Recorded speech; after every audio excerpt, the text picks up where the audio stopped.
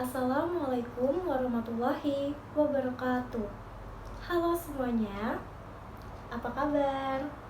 Semoga dalam keadaan sehat selalu ya. Perkenalkan, nama saya Syarani Anisha dari Manajemen Agribisnis Sekolah Vokasi Institut Pertanian Bogor. Pada kesempatan kali ini, saya akan menjelaskan tentang otonomi daerah. Otonomi daerah. Otonomi dapat diartikan sebagai pengaturan sendiri, mengatur sendiri, atau memerintah sendiri. Sedangkan daerah adalah kesatuan masyarakat hukum yang mempunyai batas-batas wilayah.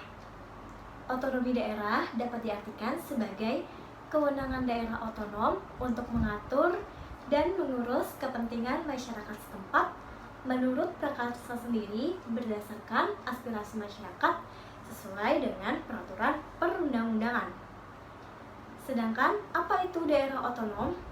Daerah otonom adalah kesatuan masyarakat hukum yang mempunyai batas daerah tertentu yang berwenang mengatur dan mengurus kepentingan masyarakat setempat menurut prakarsa sendiri berdasarkan aspirasi masyarakat dalam Ikatan Negara Kesatuan Republik Indonesia. Dasar hukum otonomi daerah. Berikut ada beberapa dasar hukum otonomi daerah. Yang pertama, Undang-Undang Dasar 1945 Pasal 18. Yang kedua, Undang-Undang Nomor 32 Tahun 2004 tentang Pemerintahan Daerah beserta perubahannya. Yang ketiga, Undang-Undang Nomor 33 Tahun 2004 tentang Perimbangan Keuangan Pemerintah Pusat dan Pemerintah Daerah. Tujuan otonomi daerah. Berdasarkan Pasal 2 Undang-Undang Nomor 32 Tahun 2004, tujuan pelaksanaan otonomi daerah ada 3, yaitu meningkatkan kesejahteraan masyarakat, pelayanan umum, dan daya saing daerah. Visi otonomi daerah. Yang pertama, politik. Harus dipahami sebagai sebuah proses untuk membuka ruang bagi lahirnya kepala pemerintahan daerah yang dipilih secara demokratis, memungkinkan berlangsungnya penyelenggaraan pemerintah yang responsif. Yang kedua, ekonomi. Terbukanya peluang bagi pemerintah di daerah mengembangkan kebijakan regional dan lokal untuk mengoptimalkan pendayagunaan potensi. Yang ketiga, sosial. Menciptakan kemampuan masyarakat untuk merespon dinamika kehidupan di sekitarnya. Asas otonomi daerah. Dalam menyelenggarakan pemerintah menurut Pasal 20 Ayat 2 Undang-Undang Nomor 32 Tahun 2004, terdapat 3 asas otonomi daerah yang dilakukan oleh pemerintah pusat, yaitu yang pertama, asas desentralisasi. Asas desentralisasi adalah penyerahan wewenang dari pemerintah pusat kepada pemerintah daerah dalam penyelenggaraan pemerintah yang sesuai dengan peraturan perundang-undangan yang berlaku. Tujuan diterapkannya asas desentralisasi antara lain 1. Untuk meningkatkan efisiensi dan efektivitas penyelenggaraan pemerintahan karena pemerintahan pusat tidak perlu turun ke setiap daerah. Yang kedua, untuk menjaga keutuhan negara Kesatuan Republik Indonesia karena wilayah Indonesia yang sangat luas, sulit bagi pemerintah pusat melakukan penyelenggaraan pemerintah tanpa bantuan daerah. Yang ketiga, untuk mendidik masyarakat daerah agar lebih mengenal politik atau pendidikan politik. Yang keempat, membuka peluang bagi masyarakat daerah untuk bekerja dan berkarir di bidang pemerintahan dan politik. Yang kelima, sebagai tempat menampung aspirasi masyarakat dalam proses perencanaan dan pelaksanaan pembangunan secara keseluruhan. Yang keenam, untuk mempercepat pembangunan di daerah, terutama daerah-daerah yang jauh letaknya dengan pemerintah pusat. Yang ketujuh, untuk mewujudkan pemerintah daerah yang bersih dan terpelihara karena diawasi langsung oleh masyarakatnya. Lantas, apa kelebihan dari pelaksanaan asas desentralisasi? Kelebihan dari pelaksanaan asas desentralisasi yaitu 1. Mengurangi dan membantu pekerja pemerintah pusat untuk daerah karena daerah mengatur penyelenggaraan pemerintahannya sendiri. Yang kedua, untuk masalah-masalah yang bersifat mendesak, tidak perlu menunggu waktu lama dan instruksi dari pusat. Yang ketiga, birokrasi pemerintah dapat lebih diperpendek dan setiap pengambilan keputusan dapat langsung dilaksanakan. Yang keempat, meminimalisir kemungkinan kekuasaan pemerintah pusat yang terlalu besar sehingga dapat menimbulkan kesewenang-wenangan. Yang kelima, masyarakat daerah akan lebih merasa puas dengan penyelenggaraan pemerintah karena bersifat langsung, sesuai dengan sumber daya yang ada dan sesuai aspirasi mereka. Yang keenam, desentralisasi ini umumnya mencakup berbagai bidang seperti politik, administrasi, keuangan, dan ekonomi. Yang kedua, asas dekonsentrasi.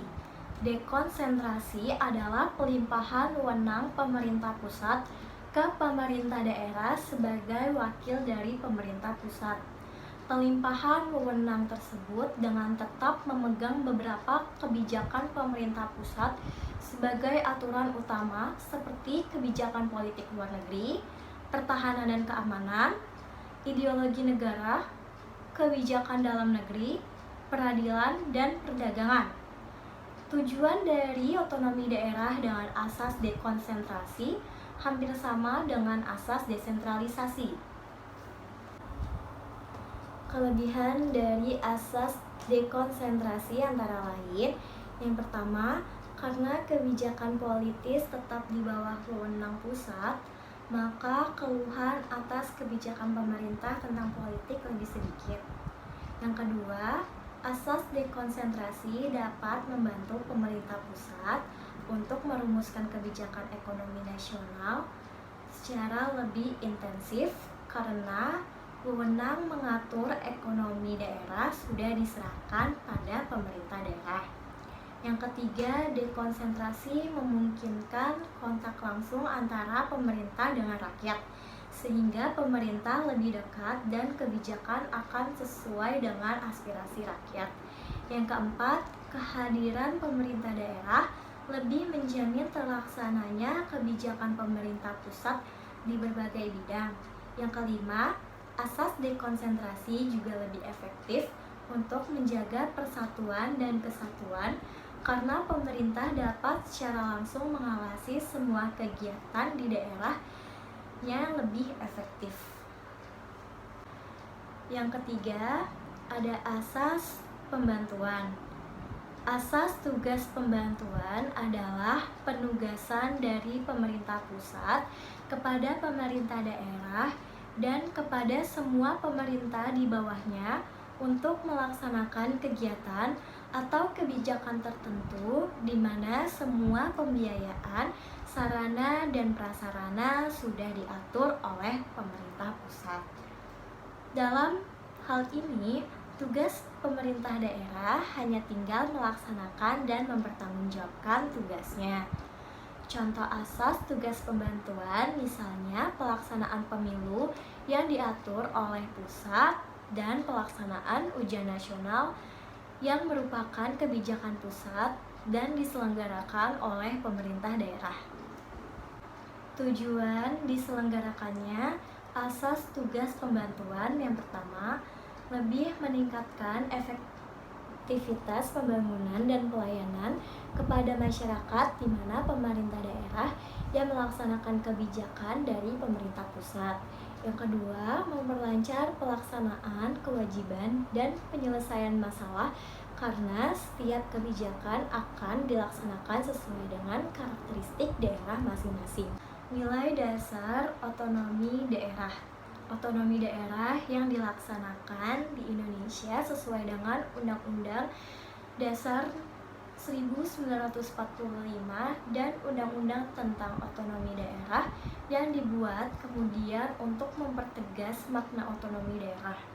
dalam Undang-Undang Dasar 1945 dan Undang-Undang Nomor 32 Tahun 2004 tentang Otonomi Daerah, terdapat dua nilai dasar yang harus dikembangkan dalam rangka otonomi tersebut.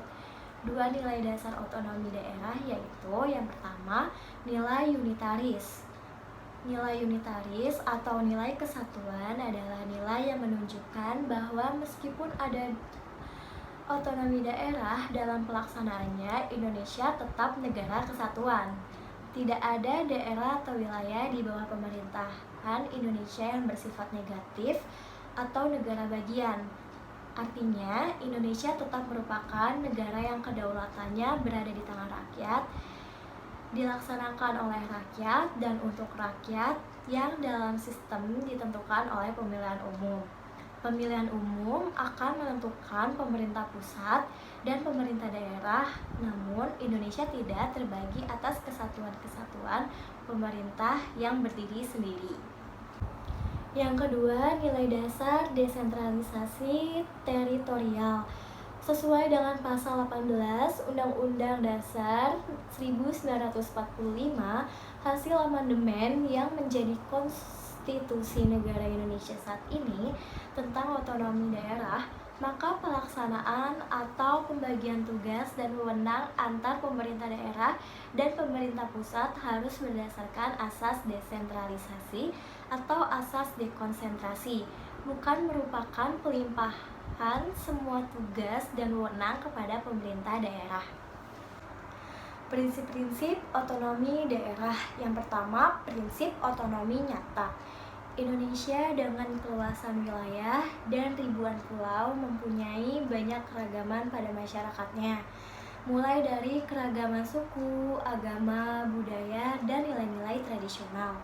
Oleh karena itu, otonomi daerah mempunyai prinsip nyata, yaitu sesuai dengan situasi dan kondisi objektif wilayah masing-masing, di mana situasi dan kondisi wilayah tersebut akan berbeda satu sama lain. Daerah diberi kebebasan, kewenangan, dan kewajiban yang dilaksanakan secara nyata sesuai kekhasan daerah yang dikuasainya. Pemerintah pusat hanya memberikan kebijakan secara garis besar, dan pemerintah daerah yang mengidentifikasikan sendiri sesuai kemampuan daerahnya. Yang kedua, prinsip tanggung jawab. Pemberian wewenang dan tugas dari pemerintah pusat kepada pemerintah daerah harus benar-benar dilaksanakan sesuai dengan tujuannya. Dengan demikian, prinsip tanggung jawab harus ditegakkan oleh pemerintah daerah yang mengemban tugas dan kewajiban. Pemerintah pusat harus benar-benar memastikan bahwa pemerintah telah benar-benar melaksanakan kewenangan, tugas, dan kewajibannya, di mana kewajiban tersebut adalah memberdayakan daerah demi kepentingan seluruh warga daerah dan meningkatkan kesejahteraan rakyat di daerah sebagai salah satu tujuan pembangunan nasional. Pemerintah daerah berperan mengatur proses pemerintahan dan pembangunan di daerah dan bertanggung jawab atas seluruh dinamika yang terjadi. Prinsip otonomi daerah yang ketiga adalah prinsip dengan kewenangan seluas-luasnya. Artinya, di luar urusan pemerintah pusat, pemerintah daerah diberi kewenangan seluas-luasnya. Daerah mempunyai kewenangan membuat kebijakan daerah sendiri sesuai aturan yang berlaku. Yang terpenting, kewenangan yang luas dilaksanakan harus sesuai aturan yang berlaku dengan penuh tanggung jawab untuk kepentingan masyarakatnya. Kewenangan pemerintah daerah tersebut mencakup semua urusan pemerintah kecuali politik luar negeri, agama, keamanan, keuangan, peradilan, serta fiskal nasional. Sekian yang dapat saya sampaikan. Jika ada salah kata maupun bahasa, mohon dimaafkan. Terima kasih. Wassalamualaikum warahmatullahi wabarakatuh.